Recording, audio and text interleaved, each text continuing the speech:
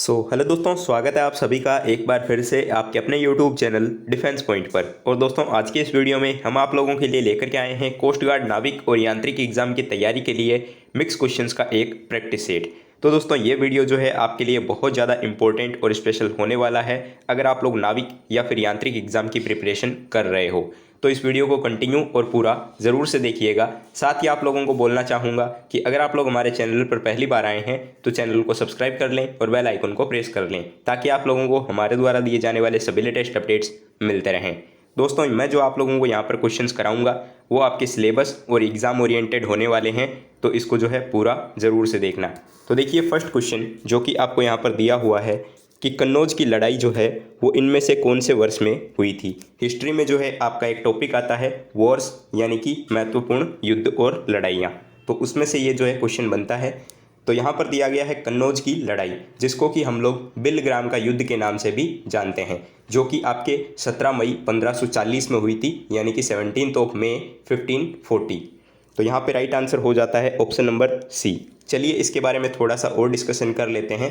तो कन्नौज की लड़ाई 17 मई 1540 को शेर शाह सूरी और हुमायूं के बीच में हुई थी, और इसमें जो है शेर शाह विजयी हुआ था तथा इसने जो है आगरा और दिल्ली पर अपना अधिकार कर लिया था। तो चलिए दोस्तों, बढ़ते हैं आगे की क्वेश्चन की ओर। तो यहाँ पर दिया गया है क्वेश्चन नंबर 2, जो कि है कि मोती मस्जिद इन विश्व धरोहर स्थलों में से किस में स्थित है। यानी कि मोती मस्जिद जो है वो कहाँ पर स्थित है इन ऑप्शंस में से। ठीक है, तो यहाँ पर ऑप्शंस हैं हुमायूं का मकबरा, महाबोधि मंदिर परिसर, कुतुब मीनार या फिर लाल किला परिसर। तो मोती मस्जिद का निर्माण जो है वो मुगल बादशाह औरंगजेब के द्वारा करवाया गया था, और ये दिल्ली के लाल किले में स्थित है। कहाँ? दिल्ली का लाल किला। तो यहाँ पे करेक्ट आंसर हो जाता है ऑप्शन नंबर डी। इसके बारे में अगर मैं आप लोगों को और बताऊं तो इसी के नाम से जो है एक मस्जिद आगरा के किले में भी स्थित है, और ये जो है वो शाहजहाँ के द्वारा बनवाई गई थी। ठीक है, आइए आगे चलते हैं। तो देखिए दोस्तों, क्वेश्चन नंबर 3 जो कि आपको दिया गया है कि वर्ष 1870 में भारतीय सुधार संघ के संस्थापक कौन थे। Indian reform association in 1870।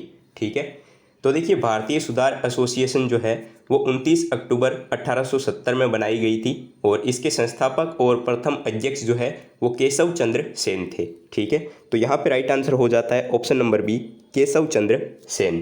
Keshav चंद्र का जन्म जो है वो आपके 1838 में कोलकाता में हुआ था, और इन्होंने ही जो है वो भारतवर्षीय ब्रह्म समाज की स्थापना की थी। मैं यहाँ पर ब्रह्म समाज नहीं बोल रहा हूँ, मैं यहाँ पर भारतवर्षीय ब्रह्म समाज बोल रहा हूँ। ठीक है, और ये जो है इम्पोर्टेंट भी हो जाता है, तो इसको थोड़ा सा ध्यान में रखिएगा।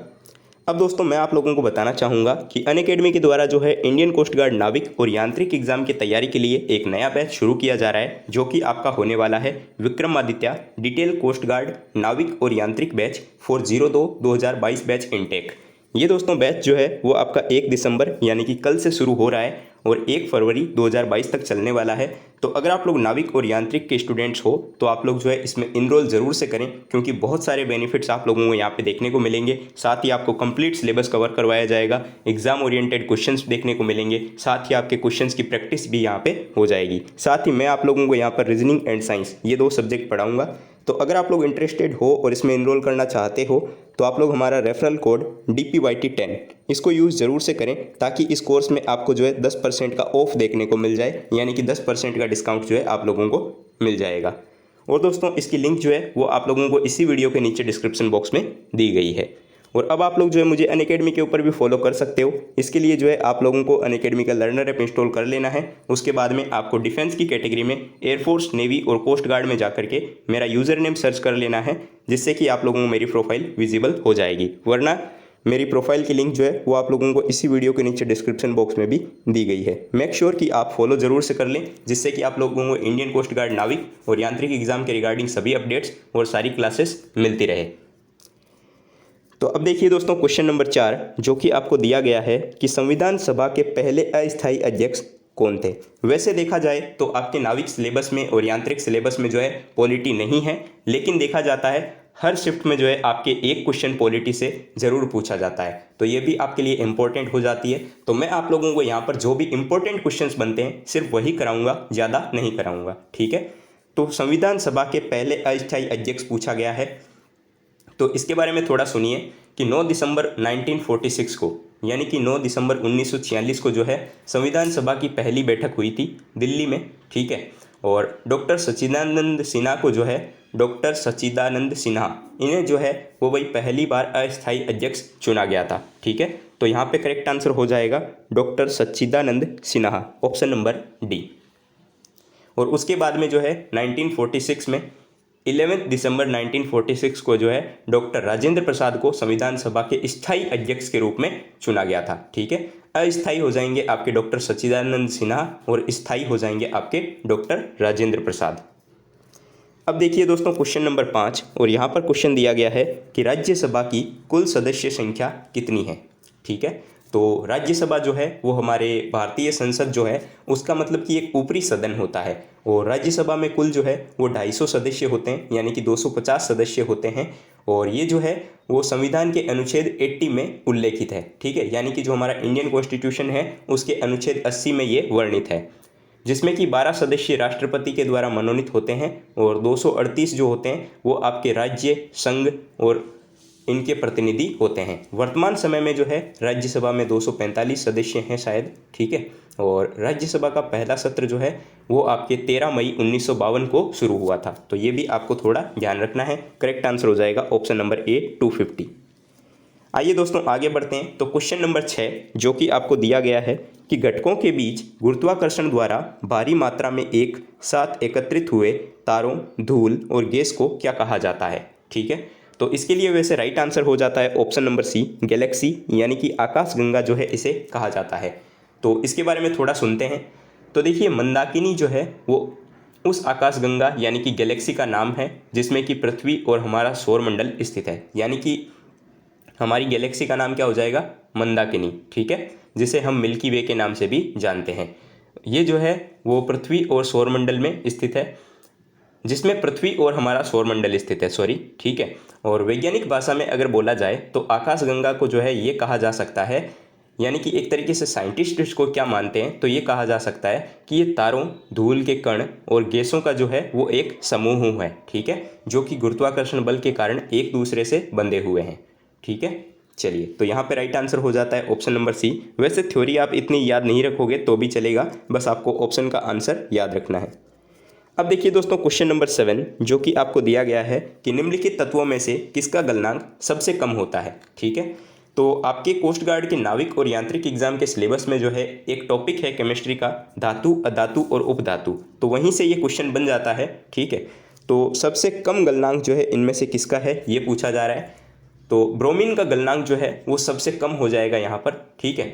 ब्रोमीन का जो गलनांक होगा वो सबसे कम हो जाएगा, ठीक है। तो करेक्ट आंसर हो जाएगा ऑप्शन नंबर ए। अब अगर बात करें कि इनमें से सबसे ज़्यादा गलनांक किसका होगा, तो सबसे ज़्यादा हो जाएगा भाई कैल्शियम का, ठीक है। कैल्शियम का तो सबसे ज़्यादा हो जाएगा और ब्रोमीन का जो है वो सबसे कम हो जाएगा, ठीक है।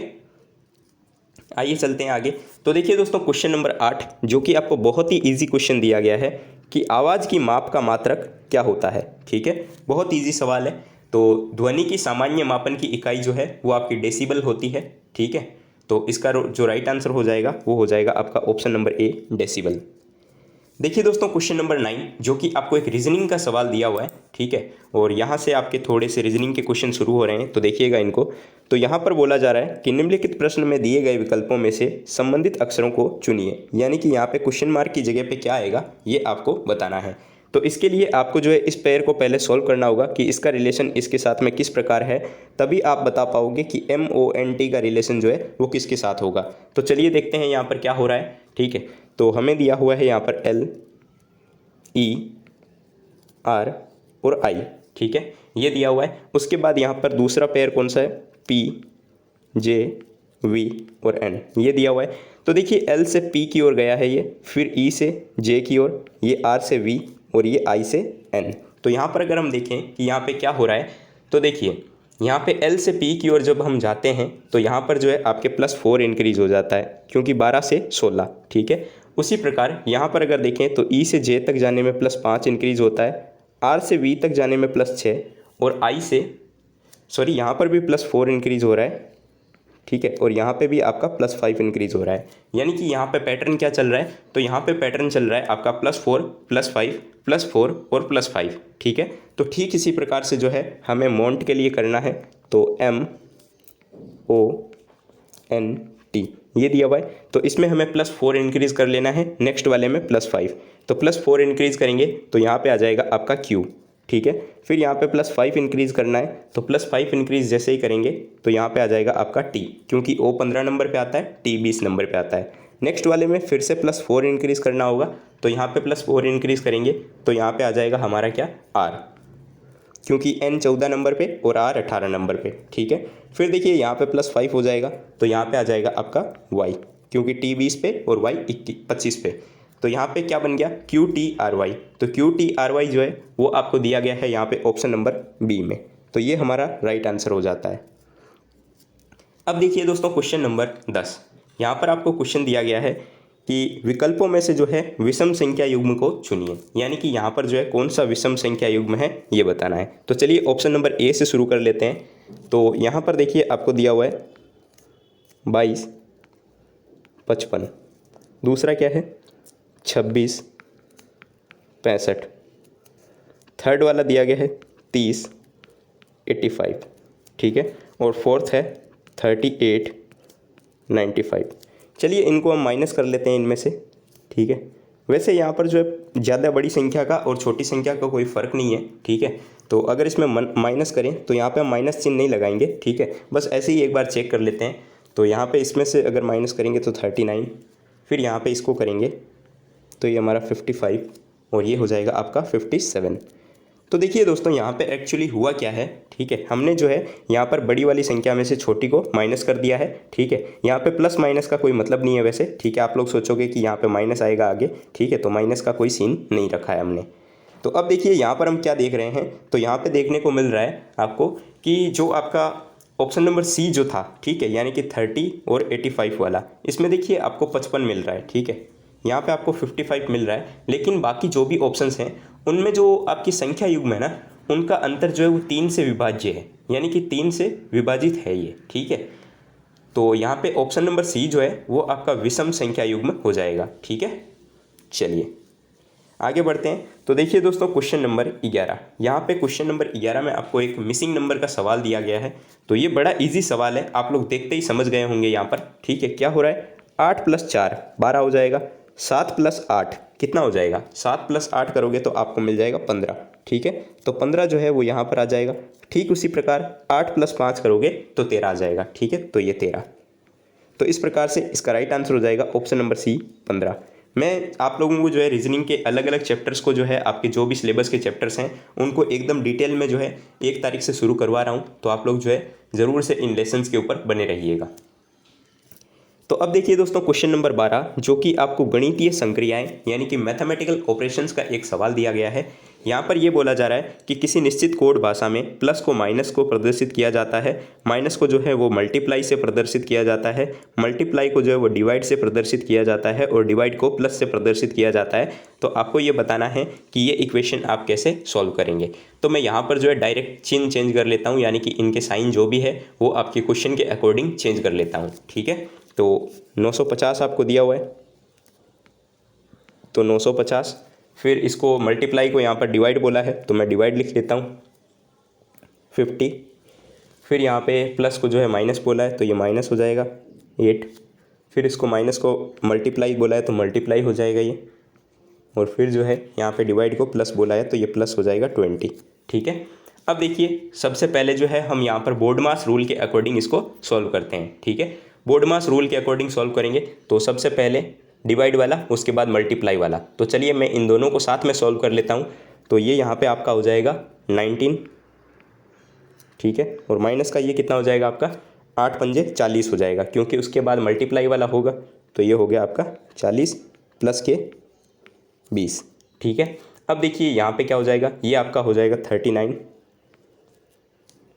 माइनस के 40, 39 माइनस के 40 इज इक्वल टू आपका कितना आ जाएगा, माइनस का 1 मिल जाएगा आपको, क्योंकि माइनस है ना ये, तो -1 मिल रहा है आंसर। तो ऑप्शन नंबर डी जो है वो इसके लिए राइट आंसर होगा। ठीक है, आइए बढ़ते हैं आगे की ओर। तो देखिए दोस्तों क्वेश्चन नंबर 13, तो यहाँ पर आपको दिया गया है कि यदि बैट को 69 से रिप्रेजेंट किया जाए, बुक को जो है वो 172 से रिप्रेजेंट किया जाए, तो आपको बताना पेन को जो है वो किस प्रकार से लिखा जाएगा। तो ये बड़ा शानदार क्वेश्चन हो जाता है, इसको थोड़ा सा अच्छे से समझिएगा। तो हम जानते हैं बैट इज इक्वल टू, यहाँ क्या दिया हुआ है देखिए, यहाँ आपको दे दिया 69, ठीक है। ये 69 कैसे आ सकता है, यहाँ देखते हैं। तो बी का अल्फ़ाबेटिक नंबर होता है 2, ए का अल्फ़ाबेटिक नंबर होता है 1 और टी का अल्फ़ाबेटिक नंबर होता है 20, ठीक है। चलिए इन तीनों को जो है वो हम जोड़ लेते हैं। तो इन तीनों को जोड़ने से हमें 23 मिलता है, ठीक है। लेकिन हमें यहाँ पर दिया हुआ है 69। तो हम क्या करते हैं कि ये जो बी ए टी, इसमें देखिए कितने लेटर हैं, बैट में 3 लेटर हैं, तो इनको जो है हम आपस में मल्टीप्लाई कर लेंगे 3 लेटर को लिख करके। तो हमें देखिए यहाँ क्या मिलेगा, 3 3 9 और 3 दूनी 6, यानी कि 69 यहाँ पर मिल गया, ठीक है। उसी प्रकार देखिएगा यहाँ पर बुक में क्या हुआ है, बुक ये दिया हुआ है, बुक इज इक्वल टू 172 लिखा जा रहा है। तो बी का नंबर हो जाएगा 2, ओ का नंबर 15, फिर से ओ का नंबर 15 और के का नंबर हो जाएगा आपका यहाँ पर 11, ठीक है। इनको जब हम आपस में ऐड करेंगे तो यहाँ पर हमें 43 मिल जा रहा है। देखिए 43 मिल गया। अब देखिए बुक में कितने लेटर हैं, 4 लेटर हैं यहाँ पर, तो इसको 4 से हम मल्टीप्लाई कर लेंगे।